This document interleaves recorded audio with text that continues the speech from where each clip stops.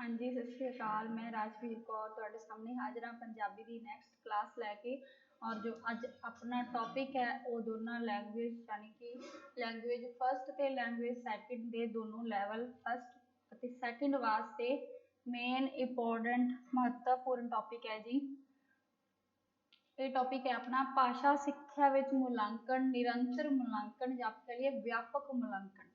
आप पढ़ांगे कि मूल्यांकन की है, ठीक है, और किस तरह असी भाषा सिक्ख्या का मूल्यांकन कर सकते हाँ, किहड़ियां विधियां के द्वारा असी मूल्यांकन कर सकते हैं, ठीक है।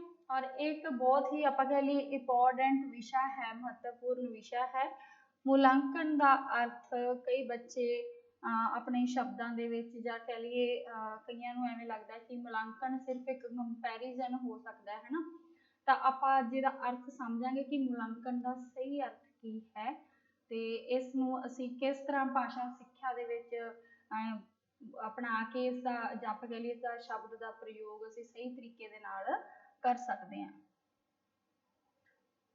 मैं लिखा होया जी इत्थे भाषा विच मूल्यांकन यानी कि भाषा का मूल्यांकन असी किवें करना है। तो मूल्यांकन का सब तो पहला असी अर्थ समझांगे। जे असी भाषा का मूल्यांकन करना चाहते हाँ तो सानू पहला मूल्यांकन शब्द का अर्थ पता होना बहुत जरूरी है। तो मूल्यांकन शब्द का जो अर्थ है वह मतलब है जी मूल अंकन। पहला है शब्द मूल और दूसरा है अंकन। ये दोनों शब्द जोड़ के आपस दे विच एक शब्द बनता है मूल्यांकन और इसका भाव है जी मुल्लां दा माप। इसका भाव है मुल्लां दा माप, ठीक है। जे आप सिंपल शब्दों के कही मान लो साधारण शब्दों के आप इसकी परिभाषा देनी होवे तो आप की कहांगे कि मूल्यांकन शब्द का प्रयोग या उपयोग किसी वस्तु, क्रिया, व्यक्ति या व्यक्ति दियां उपलब्धियां दे प्रक्षेपिक महत्व, स्थान या स्थिति नूं स्पष्ट करने की प्रक्रिया दे लई कीता जांदा है।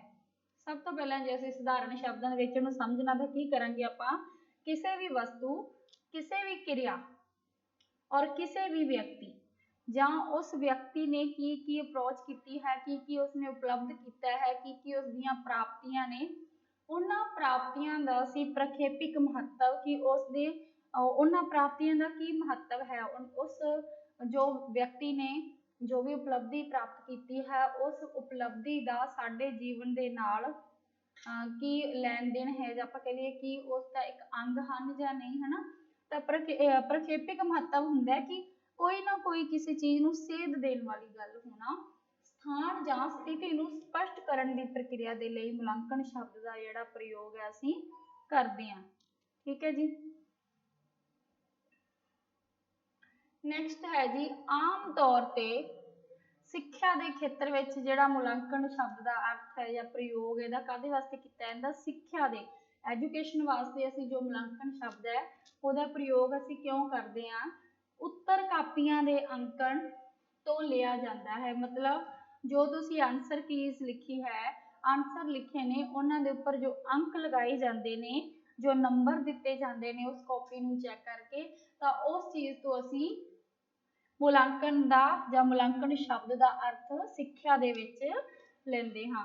इसका अर्थ इस तो व्यापक हुंदा है।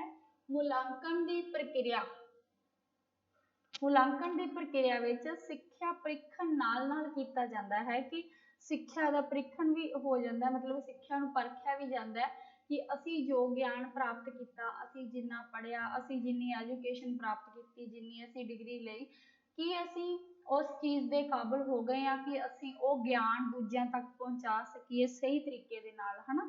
तो इस तरह के जो परीक्षण किए जाते हैं, जिन्हें तुसीं कहंदे हो परीक्षण किए जाते हैं या परख की जाती है, तो ये दोवें चीज़ां नाल नाल चलदियां हैं। सिक्ख्या की परीक्षण कह लीए या सिक्ख्या की आप कह लीए एक अचीवमेंट कह लीए, है ना, सिक्ख्या की परख कह लीए, दोनों नाल नाल इन्हां दा मूल्यांकन हुंदा है। मूल्यांकन शख्सियत के व्यापक परिवर्तनां अते सिक्ख्या उद्देशां नाल संबंधित है। मूल्यांकन दो चीज़ों नूं आपस दे विच जोड़दा है। पहली है जी व्यक्ति की शख्सियत, शख्सियत दे विच तुहाडे ज्ञान प्राप्त ਕਰਨ ਦੇ ਨਾਲ ਕੀ ਬਦਲਾਵ ਆਏ ਤੁਹਾਡੀ ਪਰਸਨੈਲਿਟੀ ਦੇ ਵਿੱਚ, ਤੁਹਾਡੀ ਬੋਲ ਚਾਲ ਵਿੱਚ, ਤੁਹਾਡੇ ਰਹਿਣ ਸਹਿਣ ਵਿੱਚ, ਤੁਸੀਂ ਕੀ ਇਹੋ ਜਿਹਾ ਪਰਿਵਰਤਨ ਲਿਆਂਦਾ ਜਿਸ ਦੇ ਨਾਲ ਤੁਸੀਂ ਸਮਾਜ ਦੇ ਲੋਕਾਂ ਦੇ ਵਿੱਚ ਜਾਂ ਵਿਚਰਨ ਵਾਸਤੇ ਤੁਸੀਂ ਪਰਫੈਕਟ ਜਾਂ ਸਹੀ ਮਾਇਨੇ ਵਿੱਚ ਇੱਕ ਸਿੱਖਿਅਕ ਵਿਅਕਤੀ ਹੋ ਗਏ, ਹਨਾ। ਔਰ ਦੂਸਰਾ ਹੈ ਸਿੱਖਿਆ ਉਦੇਸ਼ਾਂ ਦੇ ਨਾਲ। ਔਰ ਦੂਸਰਾ ਜਿਹੜਾ ਮੁਲਾਂਕਣ ਦਾ ਆਪਾਂ ਸ਼ਖਸੀਅਤ ਦੇ ਨਾਲ ਇੱਕ ਸੰਬੰਧਿਤ ਹੈ, ਔਰ ਦੂਸਰਾ ਹੈ ਸਿੱਖਿਆ ਉਦੇਸ਼ਾਂ ਦੇ ਨਾਲ। ਸਿੱਖਿਆ ਉਦੇਸ਼ਾਂ ਨੂੰ ਅੱਗੇ ਵਧਾਉਣਾ। ਅਗਰ ਸਿੱਖਿਆ ਆਪਾਂ ਪ੍ਰਾਪਤ ਕਰ ਰਹੇ ਹਾਂ ਤਾਂ ਆਪਣਾ ਉਦੇਸ਼ ਹੋਣਾ ਚਾਹੀਦਾ ਕਿ ਅਸੀਂ ਆਪਣੇ ਸਮਾਜ ਨੂੰ ਚੰਗੀ ਸੇਧ ਦੇ ਸਕੀਏ, ਹਨਾ। ਸਮਾਜ ਵਾਸਤੇ ਕੁਝ ਚੰਗਾ ਕਰ ਸਕੀਏ, ਸਮਾਜ ਨੂੰ ਬੁਰਾਈਆਂ ਤੋਂ ਬਚਾ ਸਕੀਏ। ਤਾਂ ਜੋ ਮੁਲਾਂਕਣ ਹੈ ਇਹ ਸ਼ਖਸੀਅਤ ਦੇ ਵਿੱਚ ਪਰਿਵਰਤਨ ਅਤੇ ਦੂਸਰਾ ਸਿੱਖਿਆ ਉਦੇਸ਼ਾਂ ਦੇ ਨਾਲ ਸੰਬੰਧਿਤ ਹੁੰਦਾ ਹੈ। ਇਹ ਕੇਵਲ ਬੁੱਧੀ ਵਿਕਾਸ ਜਾਂ ਵਿਸ਼ਾ ਵਸਤੂ ਦੇ ਗਿਆਨ ਦੀ ਪ੍ਰਾਪਤੀ ਤੱਕ ਸੀਮਤ ਨਹੀਂ ਹੁੰਦਾ। ਇਹਦੇ ਵਿੱਚ ਸਿਰਫ ਤੁਹਾਡੀ ਨੌਲੇਜ, ਜਨਰਲ ਨੌਲੇਜ ਵਧਾਉਣਾ ਜਾਂ ਡਿਵੈਲਪਮੈਂਟ ਕਰਨਾ। ਮੈਂ ਅੰਗਰੇਜ਼ੀ ਇਸ ਵਾਸਤੇ ਬੋਲ ਰਹੀ ਹਾਂ ਕਿਉਂਕਿ ਜੇ ਸ਼ਬਦ ਨੇ ਪੰਜਾਬੀ ਵਿੱਚ ਨੇ ਤਾਂ ਪੰਜਾਬੀ ਵਿੱਚ ਜੋ ਕਈ ਬੱਚੇ ਨੇ ਹਿੰਦੀ ਦੇ ਵਿੱਚ, ਜਾਂ ਆਪਾਂ ਕਹਿ ਲਈਏ ਜੋ ਹਿੰਦੀ ਉਹਨਾਂ ਦਾ ਮੀਡੀਅਮ ਸੀ ਪਹਿਲਾਂ ਤੋਂ, ਉਹਨਾਂ ਨੂੰ ਪੰਜਾਬੀ ਦੇ ਵਿੱਚ ਥੋੜਾ ਪਤਾ ਨਹੀਂ ਲੱਗ ਰਿਹਾ ਕਿ ਬੁੱਧੀ ਸ਼ਬਦ ਤੋਂ ਕੀ ਭਾਵ ਹੈ, ਵਿਕਾਸ ਤੋਂ ਕੀ ਭਾਵ ਹੈ, ਹਨਾ। ਤਾਂ ਇਸ ਕਰਕੇ ਮੈਂ ਨਾਲ ਨਾਲ ਤੁਹਾਨੂੰ ਥੋੜਾ ਜਿਹਾ ਦੱਸ ਰਹੀ ਹਾਂ ਤੁਹਾਡੀ ਜਾਣਕਾਰੀ ਵਾਸਤੇ। ਬੁੱਧੀ ਹੈ ਜੀ ਇੱਥੇ ਨੌਲੇਜ, ਤੁਹਾਨੂੰ ਕਿੰਨੀ ਜਾਣਕਾਰੀ ਹੈ। ਵਿਕਾਸ ਹੈ ਇੱਥੇ ਡਿਵੈਲਪਮੈਂਟ। ਔਰ ਵਿਸ਼ਾ ਵਸਤੂ ਕਿ ਤੁਹਾਨੂੰ ਤੁਸੀਂ ਜਿਸ ਵਿਸ਼ੇ ਬਾਰੇ ਸਿੱਖਿਆ ਪ੍ਰਾਪਤ ਕੀਤੀ ਹੈ, ਜਿਸ ਵਿਸ਼ੇ ਬਾਰੇ ਤੁਸੀਂ ਪੜ੍ਹਿਆ ਹੈ, ਉਸ ਵਿਸ਼ੇ ਵਸਤੂ ਦਾ ਤੁਹਾਨੂੰ ਕਿੰਨਾ ਗਿਆਨ ਪ੍ਰਾਪਤ ਹੈ। ਇਹ ਸਿਰਫ ਇਹਨਾਂ ਚੀਜ਼ਾਂ ਤੱਕ ਮੁਲਾਂਕਣ ਹੈ ਜਿਹੜਾ ਅਸੀਂ ਸੀਮਤ ਨਹੀਂ ਕਰ ਸਕਦੇ। ਸਗੋਂ ਮੁਲਾਂਕਣ ਦਾ ਜਿਹੜਾ ਸੰਬੰਧ ਹੈ ਉਹ ਵਿਸ਼ੇ ਗਿਆਨ ਤੋਂ ਇਲਾਵਾ ਅਤੀ ਰੁਚੀ, ਜ਼ਿਆਦਾ ਦਿਲਚਸਪੀ, ਸ਼ਖਸੀਅਤ ਦੇ ਗੁਣ, ਰੁਚੀ ਅਤੇ ਪ੍ਰਵਿਰਤੀ ਆਦਿ ਨਾਲ ਵੀ ਹੁੰਦਾ ਹੈ। ਕਿਹੜੀਆਂ ਕਿਹੜੀਆਂ ਚੀਜ਼ਾਂ ਦੇ ਨਾਲ ਮੁਲਾਂਕਣ ਦਾ ਸੰਬੰਧ ਜ਼ਿਆਦਾ ਗੂੜਾ ਹੁੰਦਾ ਹੈ ਆਪਾਂ ਦੇਖਦੇ ਹਾਂ। ਅਤੀ ਰੁਚੀ ਮਤਲਬ ਇੰਟਰਸਟ, ਦਿਲਚਸਪੀ, ਜ਼ਿਆਦਾ ਦਿਲਚਸਪੀ, ਸ਼ਖਸੀਅਤ ਦੇ ਗੁਣ, ਤੁਹਾਡੀ ਪਰਸਨੈਲਿਟੀ ਦੇ, ਤੁਹਾਡੇ ਵਿਅਕਤੀਗਤ ਗੁਣ। ਔਰ ਦੂਸਰਾ ਹੈ ਜੀ ਰੁਚੀ ਤੇ ਪ੍ਰਵਿਰਤੀ, ਤੁਹਾਡਾ ਸੁਭਾਅ ਸਮੇਂ ਦੇ ਅਨੁਸਾਰ ਬਦਲਦਾ ਰਹਿੰਦਾ ਹੈ, ਉਹਦੇ ਨਾਲ ਅਸੀਂ ਮੁਲਾਂਕਣ ਜ਼ਿਆਦਾ ਜਾਂ ਮੁਲਾਂਕਣ ਦੇ ਸ਼ਬਦ ਨੂੰ ਅਸੀਂ ਮੇਲ ਕੇ ਦੇਖ ਸਕਦੇ ਹਾਂ। ਅੱਗੇ ਹੈ ਜੀ ਉਦੇਸ਼ ਦੇ ਸੰਦਰਭ ਵਿੱਚ ਸਿੱਖਿਆ ਅਨੁਭਵਾਂ ਦੇ ਅੰਤਰਗਤ ਵਿਦਿਆਰਥੀਆਂ ਵਿੱਚ ਕਿੱਥੋਂ ਤੱਕ ਵਿਵਹਾਰ ਪਰਿਵਰਤਨ ਹੋ ਰਿਹਾ ਹੈ, ਇਸ ਦਾ ਅੰਕਣ ਵੀ ਮੁਲਾਂਕਣ ਹੀ ਕਰਦਾ ਹੈ। ਅੰਕਣ ਦਾ ਮਤਲਬ ਹੈ ਜੀ ਮਾਪ, ਠੀਕ ਹੈ। ਇਹਦੇ ਵਿੱਚ ਕੀ ਦੱਸਿਆ ਸਾਨੂੰ ਕਿ ਉਦੇਸ਼ ਦੇ ਨਾਲ ਕਿ ਸਿੱਖਿਆ ਦੇ ਜਿਹੜੇ ਅਸੀਂ ਅਨੁਭਵ ਪ੍ਰਾਪਤ ਕੀਤੇ ਨੇ, ਅਸੀਂ ਸਿੱਖਿਆ ਦੇ ਕਾਰਨ ਜੋ ਸਾਡੀ ਸ਼ਖਸੀਅਤ ਦੇ ਵਿੱਚ ਬਦਲਾਵ ਆ ਰਿਹਾ ਹੈ, ਠੀਕ ਹੈ, ਇਸ ਵਿੱਚ ਅਸੀਂ ਕਿੱਥੋਂ ਤੱਕ ਅਸੀਂ ਉਸ ਵਿੱਚ ਪਰਿਵਰਤਨ ਕਰ ਰਹੇ ਹਾਂ, ਸਾਡੇ ਵਿਵਹਾਰ ਦੇ ਵਿੱਚ ਕੀ ਬਦਲਾਵ ਆਇਆ ਹੈ, ਇਸ ਦਾ ਜੋ ਮਾਪ ਹੈ, ਇਸ ਦਾ ਜੋ ਆਪਾਂ ਕਹਿ ਲਈਏ ਇਸ ਨੂੰ ਮਾਪਣ ਦਾ ਇੱਕ ਤਰੀਕਾ ਹੈ, ਉਹ ਵੀ ਕੀ ਹੈ, ਮੁਲਾਂਕਣ ਹੀ ਹੈ।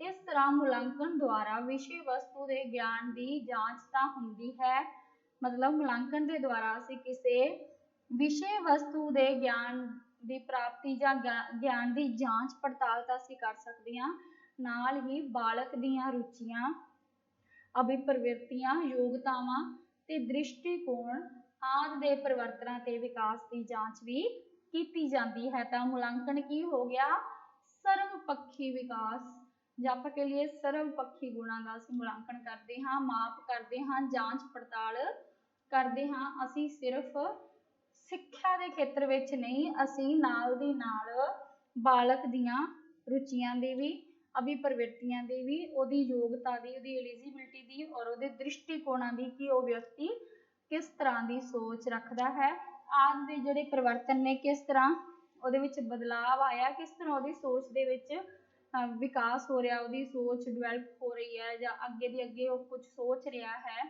ਤਾਂ ਉਸ ਦਾ ਅਸੀਂ ਦ੍ਰਿਸ਼ਟੀਕੋਣ ਜੋ ਬਦਲ ਰਿਹਾ ਹੈ, ਉਸ ਦਾ ਸਾਰੇ ਦਾ ਮੁਲਾਂਕਣ ਹੈ ਜੋ ਮੁਲਾਂਕਣ ਸ਼ਬਦ ਦੇ ਨਾਲ ਹੀ ਕਰਦੇ ਹਾਂ, ਜਾਂ ਜਾਂਚ ਮੁਲਾਂਕਣ ਸ਼ਬਦ ਦੇ ਨਾਲ ਹੀ ਕਰਦੇ ਹਾਂ। ਅੱਗੇ ਹੈ ਜੀ ਮੁਲਾਂਕਣ ਦੀ ਪਰਿਭਾਸ਼ਾ। ਮੁਲਾਂਕਣ ਦਾ ਘੇਰਾ ਪ੍ਰੀਖਿਆ ਤੋਂ ਵਧੇਰੇ ਵਿਆਪਕ ਹੈ। ਮੁਲਾਂਕਣ ਦਾ ਜਿਹੜਾ ਘੇਰਾ ਹੈ ਉਹ ਸਿੱਖਿਆ ਦੇ ਨਾਲੋਂ ਪਰਖ ਦੇ ਪ੍ਰੀਖਿਆ ਦੇ ਨਾਲੋਂ ਜ਼ਿਆਦਾ ਵੱਡਾ ਹੈ। ਇਸ ਸੰਬੰਧੀ ਕੁਝ ਵਿਦਵਾਨਾਂ ਦੇ ਵਿਚਾਰ ਹਨ। ਸਭ ਤੋਂ ਪਹਿਲਾਂ ਵਿਦਵਾਨ ਨੇ ਜੀ ਰਾਈਟ ਅਨੁਸਾਰ ਮੁਲਾਂਕਣ ਇੱਕ ਨਵਾਂ ਤਕਨੀਕੀ ਟੈਕਨੀਕਲ मतलब ਨਵੇਂ ਅੱਜ ਅਜੋਕੇ ਯੁੱਗ ਦਾ ਇੱਕ ਸ਼ਬਦ ਹੈ। ਇਹ ਅਜਿਹੇ ਮਾਪਣ ਦੇ ਲਈ ਵਰਤਿਆ ਜਾਂਦਾ ਹੈ ਜਿਹੜੇ ਪੁਰਾਤਨ ਪ੍ਰੀਖਣਾਂ ਤੇ ਪ੍ਰੀਖਿਆਵਾਂ ਨਾਲੋਂ ਵਧੇਰੇ ਵਿਸ਼ਾਲ ਤੇ ਨਵੀਨ ਹਨ। ਤਾਂ ਇਸ ਲਾਈਨ ਦਾ ਕੀ ਮਤਲਬ ਹੋਇਆ? ਰਾਈਟ ਦੇ ਕਹਿਣ ਦੇ ਅਨੁਸਾਰ ਕਿ ਇੱਕ ਅਜਿਹਾ ਟੈਕਨੀਕਲ ਤਕਨੀਕੀ ਅਜੋਕੇ ਯੁੱਗ ਦਾ ਇੱਕ ਸ਼ਬਦ ਵਰਤਿਆ ਜਾਂਦਾ ਹੈ ਮੁਲਾਂਕਣ, ਜਿਹਦੇ ਵਿੱਚ ਅਸੀਂ ਮਾਪ ਕਰ ਸਕਦੇ ਹਾਂ, ਜਾਂਚ ਕਰ ਸਕਦੇ ਹਾਂ ਕਿਹਨਾਂ ਦੀ? ਜਿਹੜੇ ਪੁਰਾਤਨ ਪ੍ਰੀਖਿਆਵਾਂ ਨਾਲੋਂ ਜਾਂ ਪੁਰਾਤਨ ਜਾਂਚਾਂ ਦੇ ਨਾਲੋਂ, ਪੁਰਾਣੀਆਂ ਜਾਂਚਾਂ ਦੇ ਨਾਲੋਂ ਵਧੇਰੇ ਵੱਡੇ ਅਤੇ ਨਵੇਂ ਜੋ ਹੁਣ ਪ੍ਰੀਖਣ ਹੋ ਰਹੇ ਨੇ ਉਹਨਾਂ ਦੀ ਅਸੀਂ ਮੁਲਾਂਕਣ ਸ਼ਬਦ ਦੇ ਨਾਲ ਮਾਪ ਕਰ ਸਕਦੇ ਹਾਂ ਜਾਂ ਜਾਂਚ ਅਸੀਂ ਕਰ ਸਕਦੇ ਹਾਂ। ਅੱਗੇ ਹੈ ਜੀ ਰੋਜ਼, ਪੰਜਾਬੀ ਦੇ ਵਿੱਚ ਲਿਖਿਆ ਹੋਇਆ ਜੀ ਰਾਸ। ਇਹਨਾਂ ਦੇ ਅਨੁਸਾਰ ਕੀ ਹੈ ਕਿ ਮੁਲਾਂਕਣ ਬੱਚੇ ਦਾ ਸਹੀ ਮਾਪਦੰਡ ਸਥਾਪਿਤ ਕਰਦਾ ਹੈ। ਮੁਲਾਂਕਣ ਸ਼ਬਦ ਹੈ ਜਿਹੜਾ ਜਾਂ ਮੁਲਾਂਕਣ ਤੋਂ ਆਪਾਂ ਕਹਿ ਲਈਏ ਜੋ ਪਰਿਭਾਸ਼ਾ ਹੈ ਕਿ ਬੱਚੇ ਦਾ ਸਹੀ ਮਾਪਦੰਡ ਸਥਾਪਿਤ ਕਰਦਾ ਹੈ। ਸਾਨੂੰ ਬੱਚੇ ਦੀ ਸ਼ਖਸੀਅਤ, ਬੱਚੇ ਦੀ ਸਿੱਖਿਆ, ਬੱਚੇ ਦੇ ਸਰਵਪੱਖੀ ਵਿਕਾਸ, ਸਰਵਪੱਖੀ ਗੁਣ ਮਤਲਬ ਸਾਰੇ ਵਿਆਪਕ ਗੁਣ ਜੋ ਅਸੀਂ ਅੱਖੋਂ ਪਰੋਖੇ ਵੀ ਕਰ ਦਿੰਦੇ ਹਾਂ ਕਦੇ ਕਦੇ, ਉਹ ਸਾਰੇ ਗੁਣ ਜਾਂ ਸਾਰੇ ਉਹਨਾਂ ਗੁਣਾਂ ਦੀ ਪਰਿਵਰਤਨਾਂ ਦੀ ਇੱਕ ਜਾਂਚ ਜਾਂ ਮਾਪਦੰਡ ਸਥਾਪਿਤ ਕਰਦਾ ਹੈ ਮੁਲਾਂਕਣ ਸ਼ਬਦ। ਉਹ ਬੱਚਿਆਂ ਦਾ ਸੰਪੂਰਨ ਮਾਪਣ ਕਰਦਾ ਹੈ, ਯਾਨੀ ਕਿ ਸੰਪੂਰਨ ਜਾਂਚ ਹੁੰਦੀ ਹੈ ਅਤੇ ਸੰਪੂਰਨ ਸਿੱਖਿਆ ਪਰਿਸਥਿਤੀਆਂ ਦਾ ਵੀ ਮੁਲਾਂਕਣ ਹੈ। ਸੰਪੂਰਨ ਸਿੱਖਿਆ ਪਰਿਸਥਿਤੀਆਂ, ਸਿੱਖਿਆ ਦੇ ਵਿੱਚ ਜੋ ਨਵੀਆਂ ਤੁਸੀਂ ਖੋਜਾਂ ਕਰਦੇ ਆ, ਆਪਾਂ ਨਵੇਂ ਆਪਾਂ ਕਹਿ ਲਈਏ ਅੱਜ ਕੱਲ ਅਜੋਕੇ ਯੁੱਗ ਦੇ ਵਿੱਚ ਟੈਕਨੀਕਲ ਸਟੱਡੀ ਆ ਗਈ ਹੈ ਨਾ, ਤਾਂ ਇਸ ਤਰ੍ਹਾਂ ਦੀਆਂ ਜੋ ਬਦਲ ਰਹੀਆਂ ਪਰਿਸਥਿਤੀਆਂ ਨੇ, ਬਦਲ ਰਹੇ ਢੰਗ ਨੇ ਸਿੱਖਿਆ ਦੇ, ਉਹਦਾ ਵੀ ਸੰਪੂਰਨ ਮੁਲਾਂਕਣ ਕੀਤਾ ਜਾਂਦਾ ਹੈ। ਨੈਕਸਟ ਹੈ ਜੀ ਮੁਲਾਂਕਣ ਅਧਿਆਪਨ ਪ੍ਰਣਾਲੀ, ਟੀਚਿੰਗ ਅਪਰੋਚ।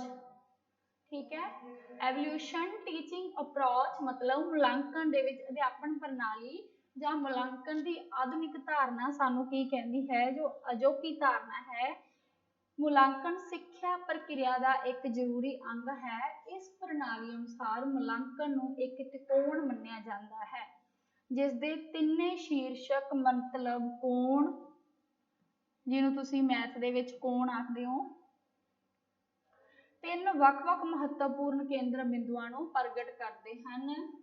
ਕਿਹੜਾ ਹੈ ਜੀ? ਸਿੱਖਿਆ ਉਦੇਸ਼, ਸਿੱਖਣ ਅਨੁਭਵ ਅਤੇ ਵਿਵਹਾਰ ਪਰਿਵਰਤਨ।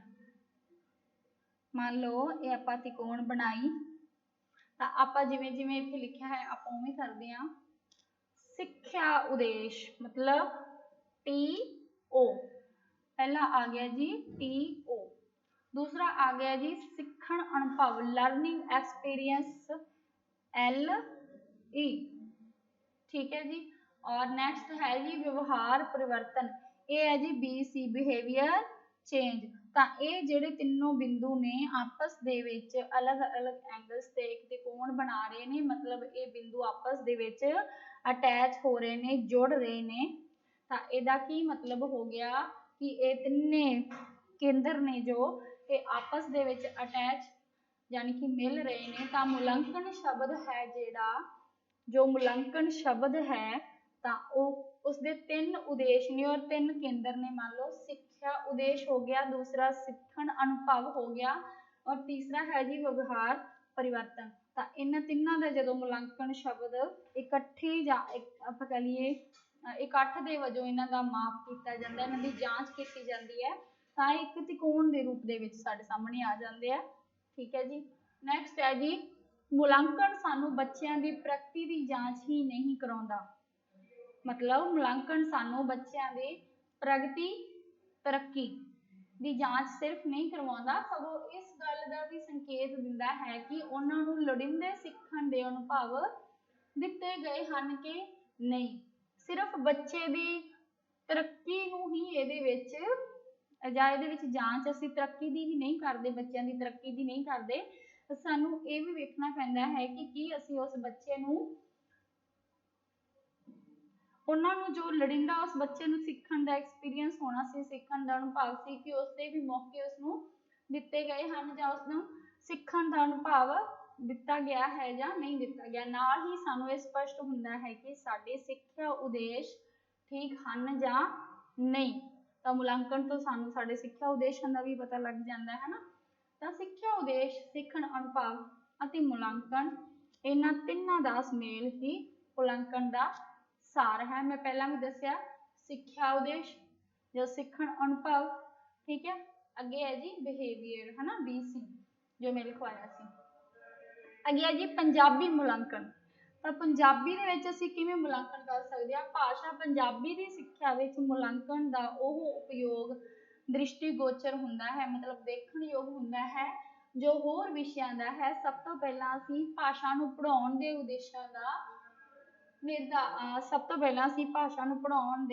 ਉਦੇਸ਼ਾਂ ਦਾ ਨਿਰਧਾਰਨ ਕੀਤਾ ਜਾਂਦਾ ਹੈ। ਭਾਸ਼ਾ ਨੂੰ ਪੜ੍ਹਾਉਣ ਦੇ ਕਿਹੜੇ-ਕਿਹੜੇ ਉਦੇਸ਼ ਨੇ, ਜਾਂ ਤੁਸੀਂ ਭਾਸ਼ਾ ਨੂੰ ਕਿਉਂ ਸਿਖਾ ਰਹੇ ਹੋ, ਕੀ ਮਕਸਦ ਹੈ, ਉਹਨਾਂ ਨੂੰ ਪਹਿਲਾਂ ਨਿਰਧਾਰਿਤ ਕਰ ਲਿਆ ਜਾਂਦਾ, ਉਹਨਾਂ ਨੂੰ ਮਿਥ ਲਿਆ ਜਾਂਦਾ ਹੈ। ਜਿਨ੍ਹਾਂ ਉਦੇਸ਼ਾਂ ਦੁਆਰਾ ਬੱਚਿਆਂ ਵਿੱਚ ਭਾਸ਼ਾ ਸਮਰੱਥਾ ਤੇ ਕੌਸ਼ਲਾਂ ਦਾ ਵਿਕਾਸ ਕੀਤਾ ਜਾਣਾ ਹੈ, ਉਹ ਉਦੇਸ਼ ਵੀ ਨਾਲ ਨੇ ਜਿਨ੍ਹਾਂ ਦੁਆਰਾ ਅਸੀਂ ਬੱਚਿਆਂ ਦੇ ਵਿੱਚ ਭਾਸ਼ਾ ਸਮਰੱਥਾ ਦੇ ਕੌਸ਼ਲਾਂ ਦਾ ਵਿਕਾਸ ਕਰਦੇ ਹਾਂ। ਅਲੱਗ-ਅਲੱਗ ਕੌਸ਼ਲ ਨੇ, ਸੁਣਨਾ, ਬੋਲਣਾ, ਪੜ੍ਹਨਾ, ਲਿਖਣਾ, ਹਨਾ। ਤਾਂ ਉਹਨਾਂ ਕੌਸ਼ਲਾਂ ਦਾ ਅਸੀਂ ਬੱਚਿਆਂ ਵਿੱਚ ਕਿਵੇਂ ਵਿਕਾਸ ਕਰਦੇ ਹਾਂ, ਉਹ ਵੀ ਉਦੇਸ਼ ਨਾਲ-ਨਾਲ ਚੱਲਦੇ ਨੇ। ਔਰ ਭਾਸ਼ਾ ਦੇ ਹਰੇਕ ਉਦੇਸ਼ ਨੂੰ ਉਸ ਦੇ ਵਿਵਹਾਰ ਪਰਿਵਰਤਨਾਂ ਦੇ ਰੂਪ ਦੇ ਵਿੱਚ ਸਮਝਣ ਦੀ ਵੀ ਲੋੜ ਹੁੰਦੀ ਹੈ। ਭਾਸ਼ਾ ਦਾ ਜੋ ਉਦੇਸ਼ ਹੁੰਦਾ ਹੈ, ਜਿਸ ਤਰ੍ਹਾਂ ਬੱਚੇ ਦਾ ਵਿਵਹਾਰ ਹੈ, ਜਿਸ ਤਰ੍ਹਾਂ ਸਿੱਖਿਆ ਦੇ ਵਿੱਚ ਭਾਸ਼ਾ ਦਾ ਵਿਵਹਾਰ ਹੈ, ਦੋਨਾਂ ਦੇ ਵਿੱਚ ਆਪਸ ਦੇ ਵਿੱਚ ਕੀ ਪਰਿਵਰਤਨ ਨੇ, ਕੀ ਉਹਨਾਂ ਨੂੰ ਲੋੜੀਂਦੀ ਚੇਂਜਿੰਗ ਦੀ ਲੋੜ ਹੈ, ਪਰਿਵਰਤਨ ਦੀ, ਬਦਲਾਅ ਦੀ ਲੋੜ ਹੈ, ਤਾਂ ਉਹਨਾਂ ਨੂੰ ਵੀ ਸਾਨੂੰ ਸਮਝਣਾ ਪੈਂਦਾ ਹੈ। ਤਾਂ ਹੀ ਅਸੀਂ ਆਪਣੇ ਉਦੇਸ਼ਾਂ ਦੇ ਸੰਬੰਧ ਵਿੱਚ ਨਿਸ਼ਚਿਤ ਹੋ ਸਕਦੇ ਹਾਂ ਜਾਂ ਨਿਸ਼ਚਿੰਤ ਹੋ ਸਕਦੇ ਹਾਂ, ਮਤਲਬ ਫਿਰ ਹੀ ਅਸੀਂ ਸਹੀ ਤਰੀਕੇ ਦੇ ਨਾਲ ਪੰਜਾਬੀ ਦੇ ਵਿੱਚ ਜਿਹੜਾ ਮੁਲਾਂਕਣ ਹੈ ਕਰ ਸਕਦੇ ਹਾਂ। ਨੈਕਸਟ ਹੈ ਜੀ ਉਦੇਸ਼ ਨੂੰ ਵਿਵਹਾਰ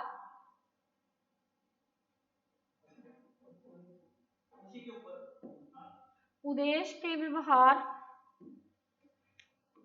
ਪਰਿਵਰਤਨ ਦੇ ਰੂਪ ਵਿੱਚ ਸਮਝਣ ਪਿੱਛੋਂ ਸਾਨੂੰ ਸਿੱਖਣ ਦੇ ਅਨੁਭਵਾਂ ਦੀ ਵਿਵਸਥਾ ਵੀ ਕਰਨੀ ਹੁੰਦੀ ਹੈ।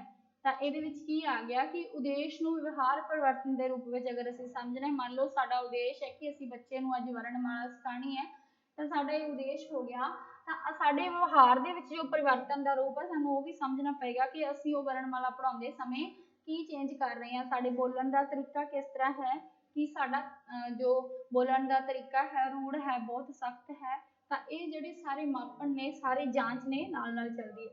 ਸਮਝਣ ਦੇ ਪਿੱਛੋਂ ਜੋ ਸਾਨੂੰ ਸਿੱਖਣ ਦੇ ਅਨੁਭਵਾਂ ਦੀ ਵੀ ਵਿਵਸਥਾ ਕਰਨੀ ਹੁੰਦੀ ਹੈ ਕਿ ਸਾਨੂੰ ਉਸ ਵਿੱਚ ਕਿੰਨਾ ਐਕਸਪੀਰੀਅੰਸ, ਕਿੰਨਾ ਤਜਰਬਾ ਬਣਿਆ ਉਸ ਚੀਜ਼ ਨੂੰ ਸਿੱਖਣ ਦਾ। ਇਸ ਨਾਲ ਵਿਦਿਆਰਥੀਆਂ ਨੂੰ ਸਿੱਖਣ ਲਈ ਅਨੁਕੂਲ ਵਾਤਾਵਰਣ ਪ੍ਰਾਪਤ ਹੁੰਦਾ ਹੈ। ਉਦਾਹਰਣ ਦੇ ਲਈ ਇੱਕ ਇੱਥੇ ਉਦਾਹਰਣ ਹੈ ਜੀ, ਜੇਕਰ ਵਿਦਿਆਰਥੀਆਂ ਨੂੰ ਸੂਫੀ ਕਾਵਿ ਦਾ ਗਿਆਨ ਦੇਣਾ ਹੋਵੇ ਤਾਂ ਉਹ ਇਹ ਸਮੱਗਰੀ ਉਪਲਬਧ ਕਰਾਉਣੀ ਚਾਹੀਦੀ ਹੈ ਕਿ ਪ੍ਰਮੁੱਖ ਸੂਫੀ ਕਵੀਆਂ ਦੀਆਂ ਸੂਚੀਆਂ। ਮੰਨ ਲਓ ਤੁਸੀਂ ਬੱਚਿਆਂ ਨੂੰ ਸੂਫੀ ਕਾਵਿ ਪੜ੍ਹਾਉਣਾ ਚਾਹੁੰਦੇ ਹੋ, ਤਾਂ ਸੂਫੀ ਕਾਵਿ ਪੜ੍ਹਾਉਣ ਤੋਂ ਪਹਿਲਾਂ ਤੁਸੀਂ ਬੱਚਿਆਂ ਨੂੰ ਲੋੜੀਂਦੀ ਸਮੱਗਰੀ ਹੈ ਜਿਹੜੀ ਉਪਲਬਧ ਕਰਵਾਓਗੇ, ਉਸ ਤਰ੍ਹਾਂ ਦਾ ਗਿਆਨ ਦੇਣ ਦੀ ਪਹਿਲਾਂ ਕੋਸ਼ਿਸ਼ ਕਰੋਗੇ। ਜਾਣੀ ਕਿ ਪ੍ਰਮੁੱਖ ਸੂਫੀ ਕਵੀਆਂ ਦੀਆਂ ਪਹਿਲਾਂ ਤੁਸੀਂ ਸੂਚੀ ਬਣਾਓਗੇ, ਨਾਵਾਂ ਦੀ ਸੂਚੀ ਬਣਾਓਗੇ। ਫਿਰ ਪੰਜਾਬੀ ਸੂਫੀ ਕਵੀਆਂ ਦੀ ਤੁਸੀਂ ਜਾਣ ਪਛਾਣ ਬਾਰੇ ਦੱਸੋਗੇ। ਉਸ ਤੋਂ ਬਾਅਦ ਕਵੀਆਂ ਦੀ ਫੋਟੋ ਜਾਂ ਕੋਈ ਤਸਵੀਰ, ਫਿਰ ਕਵੀਆਂ ਦੀਆਂ ਜੋ ਮੁੱਖ ਰਚਨਾਵਾਂ ਹੋਣਗੀਆਂ ਜਾਣੀ ਕਿ ਸੂਫੀ ਕਵੀਆਂ ਦੀਆਂ, ਤਾਂ ਉਹਨਾਂ ਬਾਰੇ ਵੀ ਤੁਸੀਂ ਜਾਣਕਾਰੀ ਦਿਓਗੇ। ਫਿਰ ਉਹਨਾਂ ਦੀ ਧਾਰਮਿਕ ਸਥਿਤੀ ਬਾਰੇ ਦੱਸੋਗੇ, ਫਿਰ ਉਸ ਸਮੇਂ ਦੀ ਰਾਜਨੀਤਿਕ ਤੇ ਸਮਾਜਿਕ ਸਥਿਤੀ ਦੱਸੋਗੇ, ਹਨਾ। ਫਿਰ ਸੂਫੀ ਕਾਲ ਦੀ ਸਮਾਂ ਤਾਲਿਕਾ, ਮਤਲਬ ਕਿੰਨੇ ਸੰਨ ਤੋਂ ਲੈ ਕੇ ਕਿੰਨੇ ਸੰਨ ਤੱਕ ਸੂਫੀ ਕਾਵਿ ਰਚਿਆ ਗਿਆ, ਕਿਹੜੇ-ਕਿਹੜੇ ਕਵੀਆਂ ਨੇ ਰਚਿਆ, ਇਹ ਸਾਰਾ ਕੁਝ ਤੁਸੀਂ ਬੱਚਿਆਂ ਨੂੰ ਮੁੱਢਲੀ ਜਾਣਕਾਰੀ ਦੇ ਰੂਪ ਦੇ ਵਿੱਚ ਬੱਚਿਆਂ ਨੂੰ ਸਮਝਾਉਣਾ ਤੁਹਾਡਾ ਇੱਕ ਉਦੇਸ਼ ਹੋ ਜਾਵੇਗਾ ਪੰਜਾਬੀ ਦੇ ਵਿੱਚ। ਵਿਦਿਆਰਥੀਆਂ ਨੂੰ ਸਿੱਖਣ ਦੇ ਅਨੁਭਵ ਇਸ ਪ੍ਰਕਾਰ ਦੇਣੇ ਚਾਹੀਦੇ ਹਨ, ਮਤਲਬ ਸਿੱਖਣ ਦਾ ਵਿਦਿਆਰਥੀਆਂ ਨੂੰ ਤਜਰਬਾ ਇਸ ਪ੍ਰਕਾਰ ਤੁਹਾਨੂੰ ਦੇਣਾ ਚਾਹੀਦਾ ਹੈ ਕਿ ਉਹ ਕਿਰਿਆਸ਼ੀਲ ਬਣਨ ਅਤੇ ਕਿਰਿਆ ਕਰਦੇ ਹੋਏ ਭਾਸ਼ਾ ਨੂੰ ਸਿੱਖਣ। ਠੀਕ ਹੈ, ਇਹ ਨਹੀਂ ਹੈ ਕਿ ਤੁਸੀਂ ਬੁੱਕ ਚੱਕੀ, ਸੂਫੀ ਕਾਵਿ ਦਾ ਕੋਈ ਨਾ ਕੋਈ ਕਵੀ ਦੀ ਰਚਨਾ ਦਿੱਤੀ ਹੈ, ਮੰਨ ਲਓ ਬਾਬਾ ਬੁੱਲੇ ਸ਼ਾਹ ਜੀ ਦੀ ਰਚਨਾ ਦਿੱਤੀ ਹੋਈ ਹੈ, ਔਰ ਤੁਸੀਂ ਸਿਰਫ ਉਸ ਨੂੰ ਪੜ੍ਹਾਤਾ, ਇਹ ਤੁਹਾਡਾ ਮਕਸਦ ਨਹੀਂ ਹੋਣਾ ਚਾਹੀਦਾ। ਮੁਲਾਂਕਣ ਉਦੋਂ ਹੁੰਦਾ ਹੈ ਜਦੋਂ ਤੁਸੀਂ ਆਪਣੇ ਉਦੇਸ਼ ਨੂੰ ਚੰਗੀ ਤਰ੍ਹਾਂ ਵਿਆਪਕ ਜਾਂ ਵਿਸ਼ਾਲ ਕਰ ਲੈਂਦੇ ਹੋ, ਵੱਡਾ ਕਰ ਲੈਂਦੇ ਹੋ। ਤੁਹਾਡਾ ਉਦੇਸ਼ ਹੋਵੇ ਕਿ ਅਸੀਂ ਬੱਚਿਆਂ ਨੂੰ ਜੋ ਵੀ ਪੜ੍ਹਾ ਰਹੇ ਹਾਂ, ਬੱਚਿਆਂ ਨੂੰ ਉਸ ਦਾ ਸਰਵਪੱਖੀ ਵਿਕਾਸ ਬੱਚਿਆਂ ਦੀ ਸ਼ਖਸੀਅਤ ਦੇ ਨਾਲ ਹੋਵੇ, ਬੱਚਿਆਂ ਦੇ ਵਿਚਾਰਾਂ ਦੇ ਵਿੱਚ ਪਰਿਵਰਤਨ ਆਵੇ, ਉਹ ਚੀਜ਼ ਪੜ੍ਹ ਕੇ, ਵਿਸ਼ਾ ਵਸਤੂ ਪੜ੍ਹ ਕੇ, ਹਨਾ।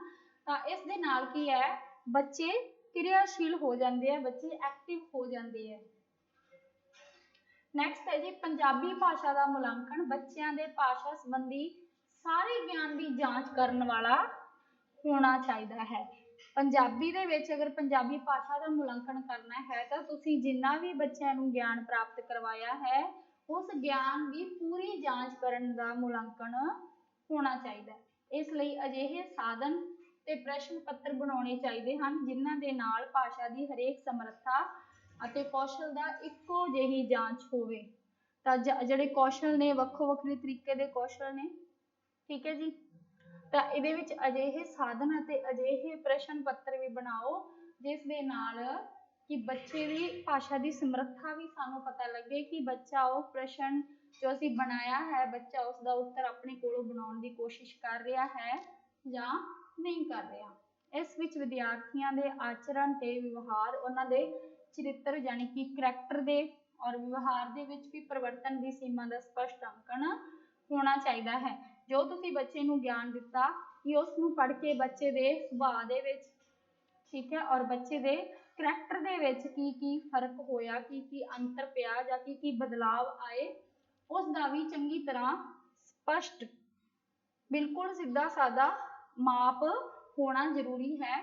ਮੁਲਾਂਕਣ ਤਾਂ ਹੀ ਉਚਿਤ ਹੋਵੇਗਾ ਜੇਕਰ ਉਹ ਬੱਚਿਆਂ ਦੀ ਭਾਸ਼ਾ ਪ੍ਰਗਤੀ ਦੀ ਜਾਂਚ ਦੇ ਨਾਲ ਨਾਲ ਸਿੱਖਿਅਕਾਂ ਲਈ ਵੀ ਕਾਰਜ ਕੁਸ਼ਲਤਾ ਦੀ ਜਾਂਚ ਕਰਨ ਦਾ ਸਾਧਨ ਬਣੇ। ਮਤਲਬ ਅਧਿਆਪਕਾਂ ਦੀ ਵੀ, ਜੋ ਅਧਿਆਪਕ ਪੜ੍ਹਾ ਰਹੇ ਨੇ, ਅਧਿਆਪਕਾਂ ਦੇ ਕਾਰਜ ਕੁਸ਼ਲ ਦਾ ਮਤਲਬ ਅਧਿਆਪਕ ਨੂੰ ਕਿੰਨਾ ਗਿਆਨ ਹੈ, ਅਧਿਆਪਕ ਦੇ ਕੰਮ ਦੀ ਵੀ ਪਰਖ ਹੋਣੀ ਜ਼ਰੂਰੀ ਹੈ। ਨੈਕਸਟ ਹੈ ਜੀ ਪੰਜਾਬੀ ਦੀ ਵਰਤਮਾਨ ਮੁਲਾਂਕਣ ਵਿਵਸਥਾ ਦੇ ਦੋਸ਼ ਜੋ ਪ੍ਰੈਜ਼ੈਂਟ ਦੇ ਵਿੱਚ ਹੁਣ ਚੱਲ ਰਹੀ ਹੈ, ਡਿਫੈਕਟ ਇਨ ਪ੍ਰੈਜ਼ੈਂਟ ਪੰਜਾਬੀ ਐਵੋਲੂਸ਼ਨ। ਤਾਂ ਪੰਜਾਬੀ ਦੇ ਵਿੱਚ ਮੁਲਾਂਕਣ ਵਿਵਸਥਾ ਦੇ ਵਿੱਚ ਕਿਹੜੇ ਕਿਹੜੇ ਦੋਸ਼ ਨੇ ਅਸੀਂ ਪੜ੍ਹਦੇ ਹਾਂ, ਕੀ ਕੀ ਅਜਿਹੇ ਦੋਸ਼ ਨੇ ਸਾਡੀ ਵਰਤਮਾਨ ਪੰਜਾਬੀ ਮੁਲਾਂਕਣ ਵਿਵਸਥਾ ਵਿੱਚ ਨਿਮਨ ਅੰਕਿਤ ਦੋਸ਼ਾਂ ਦਾ ਮਿਲਣਾ ਬਹੁਤ ਮਤਲਬ ਆਮ ਹੋ ਗਿਆ ਹੈ, ਹਨਾ। ਤਾਂ ਵਰਤਮਾਨ ਮੁਲਾਂਕਣ ਵਿੱਚ ਵਿਦਿਆਰਥੀਆਂ ਦੇ ਮਾਨਸਿਕ ਵਿਕਾਸ ਦੇ ਨਾਲ ਨਾਲ ਨੈਤਿਕ ਕਿਹੜੇ ਜੋ ਵਰਤਮਾਨ ਮੁਲਾਂਕਣ ਉਹਦੇ ਵਿੱਚ ਵਿਦਿਆਰਥੀਆਂ ਦੀ ਮਾਨਸਿਕ ਵਿਕਾਸ ਮਤਲਬ ਉਹਨਾਂ ਦੀ ਮਾਈਂਡ ਐਬਿਲਿਟੀ ਦੇ ਨਾਲ ਨੈਤਿਕ, ਸਮਾਜਿਕ, ਚਰਿੱਤਰਿਕ, ਉਹਨਾਂ ਦੇ ਕਰੈਕਟਰ ਵਾਲੇ, ਹਨਾ, ਭਾਵਾਤਮਕ, ਫੀਲਿੰਗ ਵਾਲੇ ਔਰ ਰਾਸ਼ਟਰੀ ਗੁਣਾਂ ਦੇ ਵਿਕਾਸ ਵੱਲ ਵੀ ਧਿਆਨ ਦਿੱਤਾ ਜਾਵੇ। ਤੁਹਾਡੇ ਪੜ੍ਹਾਉਣ ਦਾ ਮਕਸਦ ਜਾਂ ਮੁਲਾਂਕਣ ਦਾ ਮਤਲਬ ਇਹ ਨਹੀਂ ਹੈ ਕਿ ਸਿਰਫ ਬੱਚੇ ਨੂੰ ਗਿਆਨ ਪ੍ਰਾਪਤ ਕਰਾਓ ਔਰ ਉਸ ਨੂੰ ਡਿਗਰੀ ਦਿਓ ਔਰ ਬਸ ਬੱਚੇ ਦਾ ਮੁਲਾਂਕਣ ਹੋ ਜੇ। ਨਹੀਂ, ਬੱਚੇ ਦਾ ਮੁਲਾਂਕਣ ਕਰਦੇ ਸਮੇਂ ਬੱਚੇ ਨੇ ਕੀ ਸਿੱਖਿਆ, ਕੀ ਉਸਨੇ ਸਮਾਜ ਦੇ ਵਿੱਚ ਸਹੀ ਤਰੀਕੇ ਦੇ ਨਾਲ ਰਹਿਣਾ, ਆਪਣੇ ਆਪ ਨੂੰ ਪਰਫੈਕਟ, ਆਪਣੇ ਆਪ ਦੇ ਵਿੱਚ ਕੀ ਬਦਲਾਵ ਲਿਆਂਦਾ, ਕਿ ਉਹ ਸਮਾਜ ਦੀਆਂ ਕੁਰੀਤੀਆਂ ਦੇ ਖਿਲਾਫ ਕੁਝ ਬੋਲ ਸਕਦਾ ਹੈ। ਇਹ ਸਾਰੇ ਹੁੰਦੇ ਆ ਜੀ ਸਾਡੇ ਨੈਤਿਕ ਗੁਣ। ਔਰ ਸਮਾਜ ਨੂੰ ਕੀ ਦੇਣ ਦੇ ਰਿਹਾ ਹੈ, ਹਨਾ, ਗਿਆਨ ਪ੍ਰਾਪਤ ਕਰਕੇ ਬੱਚਾ।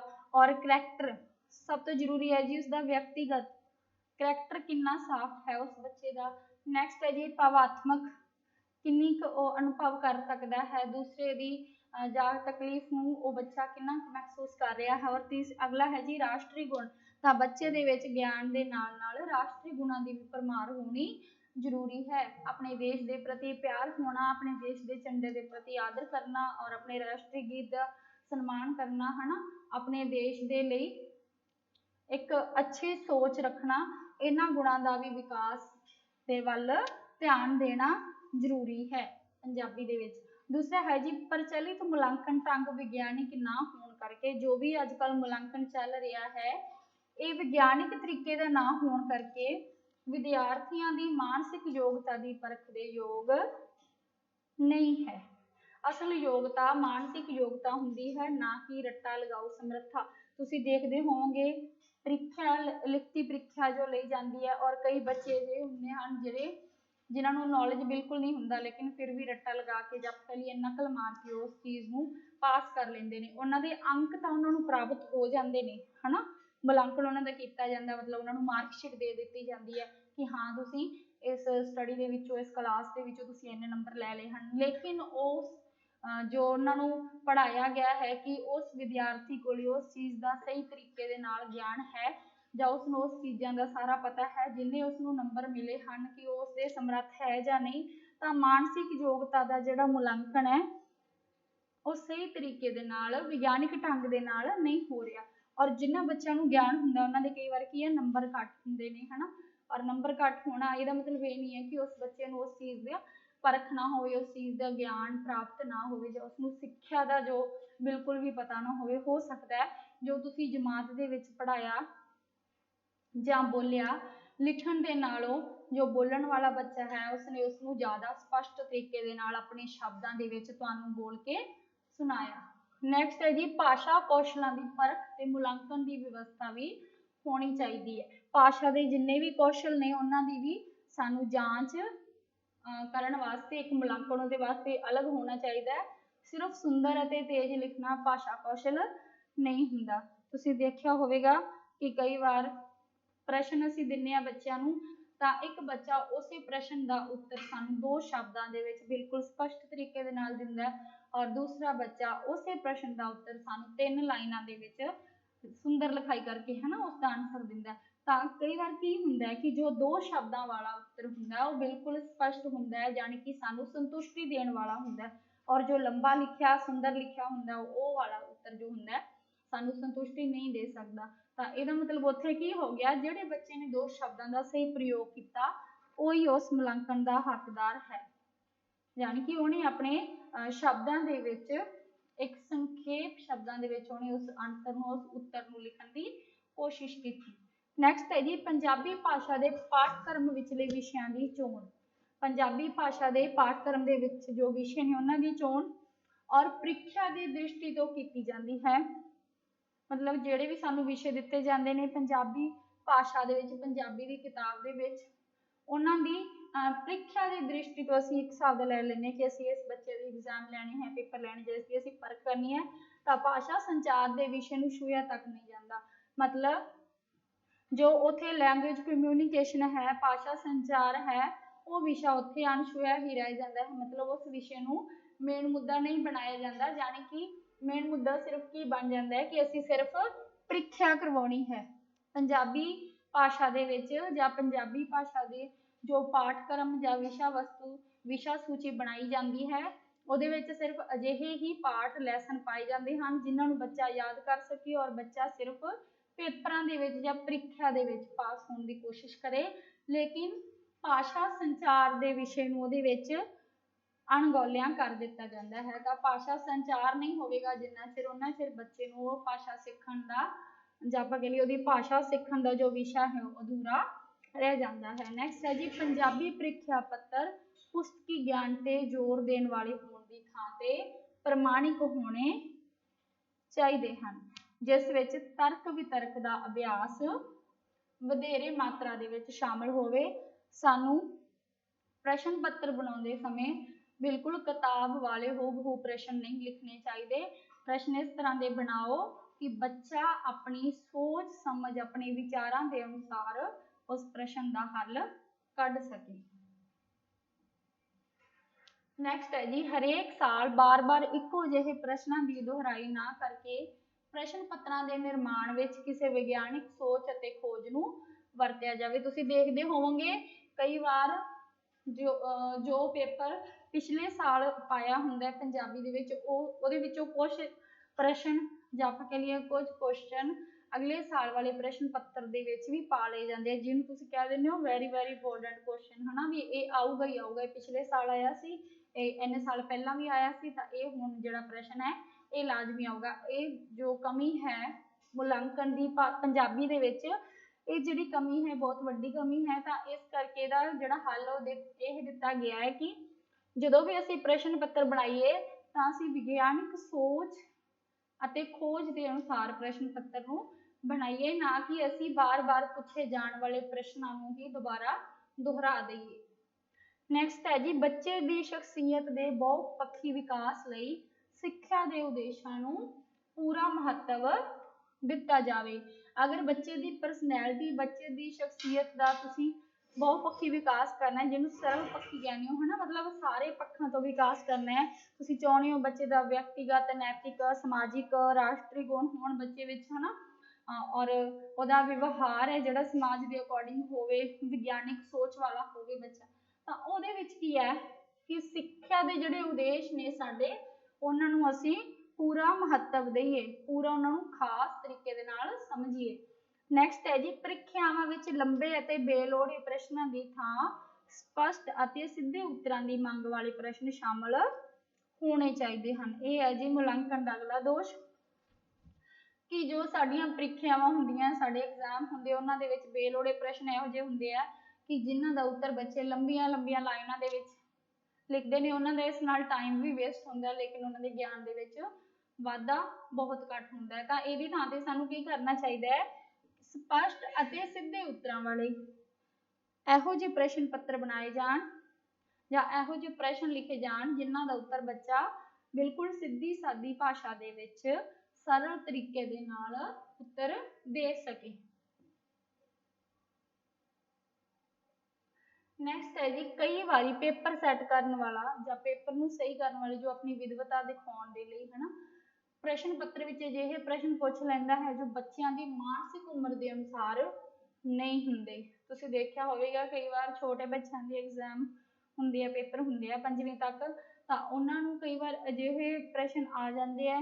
ਪੰਜਾਬੀ ਦੇ ਵਿੱਚ ਅਜਿਹੇ ਲੈਸਨ ਜੋੜ ਦਿੱਤੇ ਜਾਂਦੇ ਆ, ਜਿਵੇਂ ਮੈਂ ਦੱਸਿਆ ਸੀ ਸੁਕਰਾਤ ਦਾ ਲੈਸਨ, ਯੂਨਾਨੀ ਜੋ ਹੈਗਾ ਵਿਅਕਤੀ, ਹਨਾ, ਸੁਕਰਾਤ, ਉਹਨਾਂ ਬਾਰੇ ਪੁੱਛ ਲਿਆ ਜਾਂਦਾ। ਬੱਚੇ ਨੂੰ ਜਿਸ ਚੀਜ਼ ਬਾਰੇ ਮੁੱਢਲੀ ਜਾਣਕਾਰੀ ਨਹੀਂ ਹੈ ਤਾਂ ਬੱਚਾ ਉਸ ਤਰ੍ਹਾਂ ਦੇ ਪ੍ਰਸ਼ਨਾਂ ਦੇ ਉੱਤਰ ਦੇਣ ਦੇ ਵਿੱਚ ਜੋ ਬੱਚੇ ਦੀ ਮਾਨਸਿਕ ਸਥਿਤੀ ਹੈ ਉਹ ਡਾਵਾਡੋਲ ਹੋ ਜਾਂਦੀ ਹੈ। ਮਤਲਬ ਬੱਚਾ ਸੋਚਣ ਤੇ ਮਜਬੂਰ ਹੋ ਜਾਂਦਾ ਹੈ ਕਿ ਇਸ ਪ੍ਰਸ਼ਨ ਦਾ ਉੱਤਰ ਉਸਨੇ ਕੀ ਲਿਖਣਾ ਹੈ।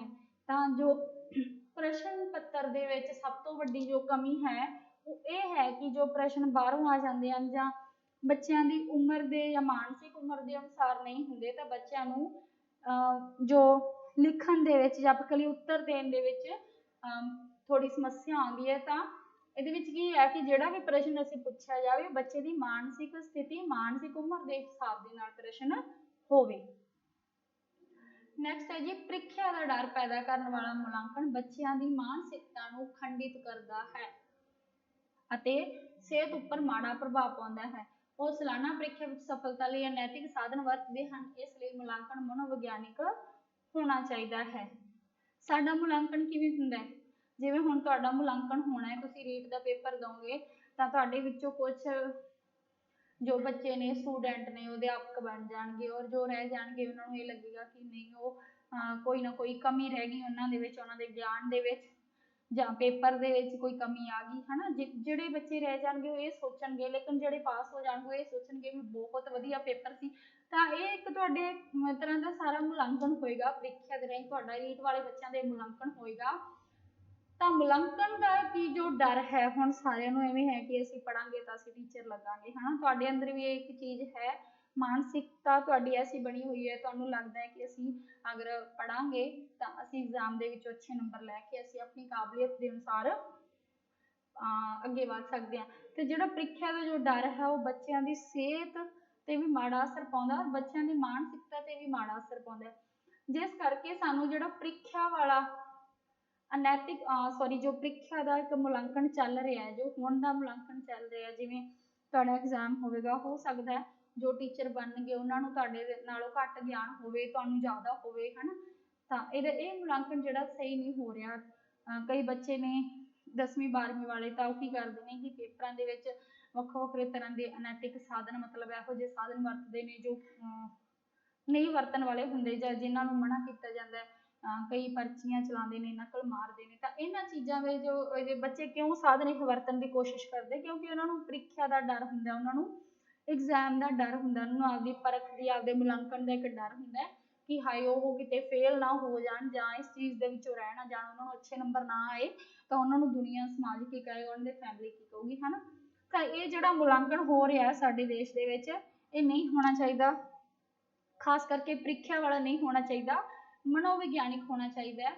ਮਨੋਵਿਗਿਆਨਿਕ ਢੰਗ ਦੇ ਨਾਲ ਇਸ ਦਾ ਮੁਲਾਂਕਣ ਹੋਵੇ ਤਾਂ ਕਿ ਜੋ ਅਨੈਤਿਕ ਸਾਧਨ ਬੱਚੇ ਵਰਤਦੇ ਨੇ ਉਹਨਾਂ ਤੋਂ ਵੀ ਬੱਚਿਆਂ ਨੂੰ ਬਚਾਇਆ ਜਾ ਸਕੇ। ਅੱਗੇ ਜੀ ਪੰਜਾਬੀ ਭਾਸ਼ਾ ਅਧਿਆਪਨ ਦੇ ਵਿੱਚ ਆ ਰਹੀਆਂ ਸਮੱਸਿਆਵਾਂ। ਪੰਜਾਬੀ ਭਾਸ਼ਾ ਅਧਿਆਪਨ ਦੇ ਵਿੱਚ ਆ ਰਹੀਆਂ ਸਮੱਸਿਆਵਾਂ। ਜੋ ਮੁਲਾਂਕਣ ਦਾ ਆਪਣਾ ਟੌਪਿਕ ਸੀ ਉਹ ਖਤਮ ਹੋ ਗਿਆ। ਠੀਕ ਹੈ ਜੀ। ਅਜੋਕੇ ਸਮੇਂ ਦੇ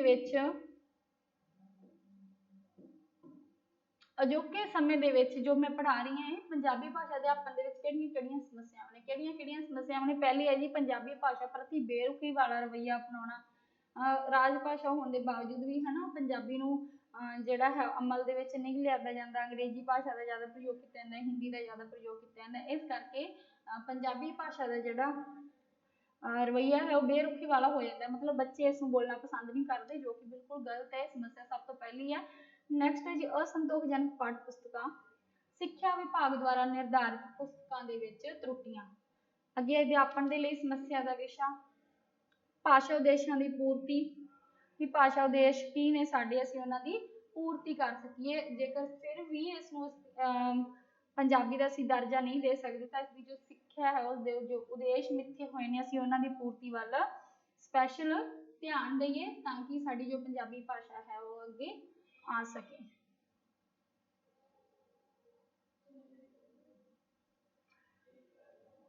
ਇੱਥੋਂ ਜੇ ਦੂਜਾ ਟੌਪਿਕ ਸ਼ੁਰੂ ਹੋ ਜਾਂਦਾ, ਮੈਂ ਦੁਬਾਰਾ ਦੱਸ ਦਿੰਦੀ ਹਾਂ। ਦੂਸਰਾ ਟੌਪਿਕ ਹੈ ਜੋ ਮੈਂ ਤੁਹਾਨੂੰ ਪਹਿਲਾਂ ਕਰਵਾਇਆ ਸੀ, ਪੰਜਾਬੀ ਭਾਸ਼ਾ ਅਧਿਆਪਨ ਦੇ ਵਿੱਚ ਆ ਰਹੀਆਂ ਸਮੱਸਿਆਵਾਂ। ਮੁਲਾਂਕਣ ਦਾ ਆਪਣਾ ਟੌਪਿਕ ਇੱਥੇ ਖਤਮ ਹੋ ਚੁੱਕਾ, ਮੈਂ ਇਸ ਕਰਕੇ ਵਾਰ-ਵਾਰ ਦੱਸ ਰਹੀ ਹਾਂ। ਇਹ ਟੌਪਿਕ ਆਪਣੀ ਸੈਕਿੰਡ ਵੀਡੀਓ ਦਾ ਆ ਗਿਆ।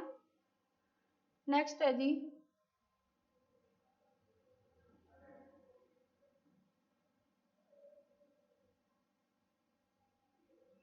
ਅਗਵਾਈ ਅਤੇ ਸੰਦਰਭ ਪੁਸਤਕਾਂ ਦੀ ਕਮੀ। ਤਾਂ ਸਾਨੂੰ ਜੋ ਗਾਈਡੈਂਸ ਵਾਲੀਆਂ ਬੁੱਕ ਨੇ, ਪੁਸਤਕਾਂ ਨੇ, ਉਹ ਵੀ ਅਵੇਲੇਬਲ ਕਰਵਾਈਆਂ ਜਾਣ ਤਾਂ ਕਿ ਜੋ ਸਮੱਸਿਆ ਆ ਰਹੀ ਹੈ ਬੱਚਿਆਂ ਨੂੰ ਪੜ੍ਹਾਉਣ ਦੇ ਵਿੱਚ ਸਮੱਸਿਆ ਆ ਰਹੀ ਹੈ ਵੱਖ-ਵੱਖ ਤਰ੍ਹਾਂ ਦੀ, ਇਹ ਹੈ ਜੀ ਪਾਠ ਸਮੱਗਰੀ ਵੱਖ-ਵੱਖ ਸਮੱਗਰੀ ਤੁਸੀਂ ਕਿਵੇਂ ਉਪਲਬਧ ਕਰਾ ਸਕਦੇ ਹੋ। ਪਾਠ ਪੁਸਤਕਾਂ ਉਹ ਵਾਲਾ ਟੌਪਿਕ ਆ ਗਿਆ ਆਪਣਾ ਅੱਗੇ।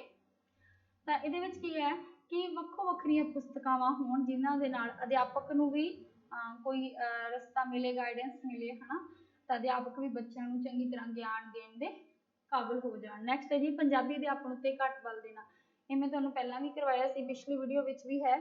ਤਾਂ ਪੰਜਾਬੀ ਦੇ ਵਿੱਚ ਜਿਹੜਾ ਕੀ ਹੈ ਕਿ ਅਧਿਆਪਨ ਤੇ ਅਸੀਂ ਘੱਟ ਧਿਆਨ ਦਿੰਦੇ ਹਾਂ, ਮਤਲਬ ਪੰਜਾਬੀ ਵਿਸ਼ੇ ਨੂੰ ਅਸੀਂ ਨੋਰਮਲ ਜਾਂ ਆਮ ਵਿਸ਼ੇ ਦੇ ਤੌਰ ਤੇ ਲੈ ਲੈਂਦੇ ਹਾਂ, ਜਿਸ ਕਾਰਨ ਪੰਜਾਬੀ ਹੈ ਜਿਹੜੀ ਬੱਚੇ ਇਹਦੇ ਵਿੱਚ ਰੁਚੀ ਘੱਟ ਦਿਖਾਉਂਦੇ ਹੈਗੇ ਜੀ। ਖੋਜ ਦੀ ਕਮੀ। ਤਾਂ ਪੰਜਾਬੀ ਦੇ ਵਿੱਚ ਜਿਹੜੀ ਖੋਜ ਹੁੰਦੀ ਹੈ ਜਾਂ ਇਸ ਦੇ ਵਿਸ਼ਾ ਵਸਤੂ ਲੱਭੇ ਜਾਂਦੇ ਨੇ, ਨਵੇਂ-ਨਵੇਂ ਤਰੀਕੇ ਨੇ ਜੋ ਪੰਜਾਬੀ ਨੂੰ ਪੜ੍ਹਾਉਣ ਦੇ, ਉਹਨਾਂ ਚੀਜ਼ਾਂ ਦੀ ਵੀ ਹਜੇ ਘਾਟ ਹੈ, ਜਿਸ ਕਾਰਨ ਪੰਜਾਬੀ ਅਧਿਆਪਨ ਦੇ ਵਿੱਚ ਇਹ ਸਮੱਸਿਆ ਆਮ ਚੱਲ ਰਹੀ ਹੈ। ਅੱਗੇ ਜੀ ਸਿੱਖਿਆ ਕੇਂਦਰਾਂ ਦੀ ਅਣਹੋਂਦ। ਤਾਂ ਸਿੱਖਿਆ ਕੇਂਦਰ ਹੋਣੇ ਪੰਜਾਬੀ ਦੇ ਵਿੱਚ ਬਹੁਤ ਜ਼ਰੂਰੀ ਹੈ। ਪੰਜਾਬੀ ਭਾਸ਼ਾ ਦਾ ਵਿਕਾਸ ਕਰਨ ਵਾਸਤੇ ਸਿੱਖਿਆ ਕੇਂਦਰ ਸਥਾਪਿਤ ਕਰਨੇ ਚਾਹੀਦੇ ਹਨ ਜਿਨ੍ਹਾਂ ਦੇ ਵਿੱਚ ਵੱਖ-ਵੱਖ ਤਰ੍ਹਾਂ ਦੀਆਂ ਪੰਜਾਬੀ ਭਾਸ਼ਾ ਦੀਆਂ ਪੁਸਤਕਾਂ ਦਾ ਹੋਣਾ ਵੀ ਲਾਜ਼ਮੀ ਹੈ। ਇਹ ਕੱਲ੍ਹ ਵਾਲਾ ਕਿਵੇਂ ਜੁੜ ਗਿਆ?